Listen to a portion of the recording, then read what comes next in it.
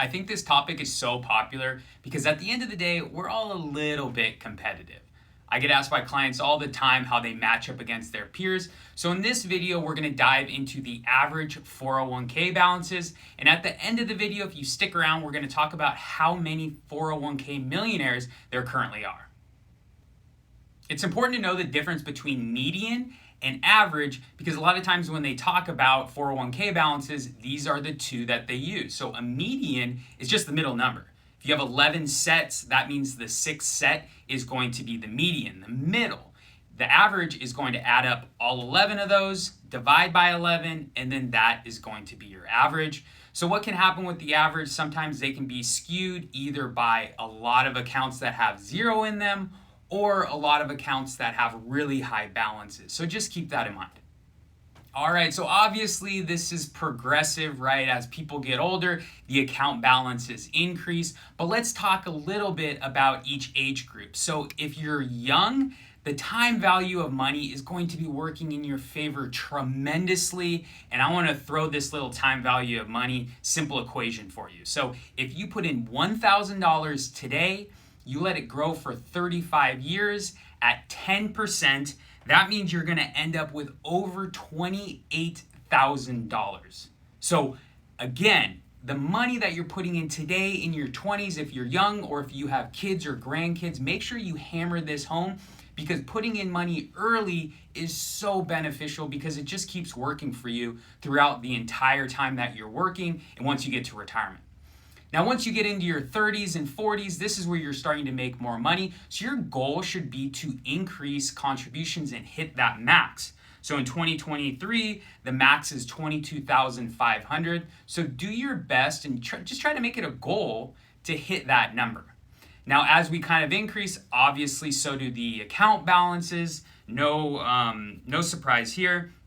Once you hit 50, hopefully you've hit that goal of being able to max out, and now you actually have another goal because now you have catch-up contributions. So they're gonna give you an extra $7,500 that you can contribute up to the time that you retire, and so that gives you a total contribution limit of $30,000. Now, when I talk about these limits, I'm not talking about employer matches, I'm just talking about employee contributions. That is you as the employee.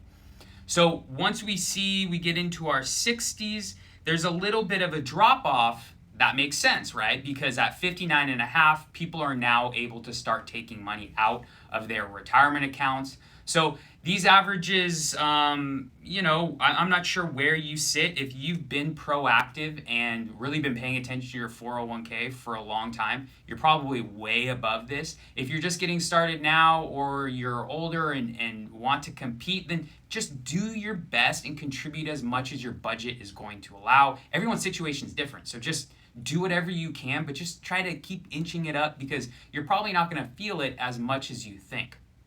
Let's jump into the Millionaire Club, and as of this year, there are 378,000 401k accounts with over $1 million in the account. That's according to Fidelity's study that they do annually. And then on top of that, there's also IRA millionaires, and there are 350,000 of those, giving us a total of 728,000 retirement accounts that have over $1 million. In closing, if you're young or you have kids or grandkids, tell them the power of compound interest and the importance of starting early. Just tell them that they're paying their future self. That's how I always like to phrase it. If you're in the meat and potatoes part of your career, try to hit that max of $22,500. Once you're over 50, make it a goal to use that catch-up contribution. And if you're doing these and just paying attention and saving as much as your budget allows, then you're going to do well. You're going to end up in a place where you're able to retire when you want and lead a happy, successful retirement. If you're really close to retirement, consider these two things. The first is watch this video up here where I walk through Johnny Cash's retirement plan. And number two, go to our website, apsadvisor.com/getting started to schedule a complimentary consultation. I'm Gragg, your certified financial planner. I'll see you in the next video.